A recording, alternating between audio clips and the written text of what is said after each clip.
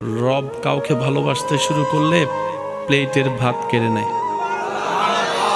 আমরা কাউকে ভালোবাসলে এসি রুমে রাখি, রব কাউকে ভালোবাসলে ইব্রাহিম নবীর মতো আগুনে ফেলে। আমরা কেউ কাউকে ভালোবাসলে তাকে উন্মুক্ত করে দিই, উন্মুক্ত স্বাধীন করে দিই।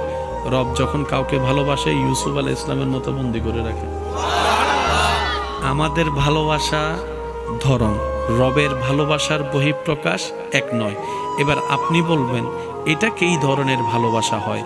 যে ভালোবাসলে কাঁটা দেয়, ভালোবাসলে আগুনে ফেলে, ভালোবাসলে আপনার এসি রুমে না রেখে আগুনের মধ্যে ফেলবে, ভালোবাসলে তাকে বন্দি করে রাখবে, ভালোবাসলে তাকে সারা শরীরের মধ্যে রোগ দিবে।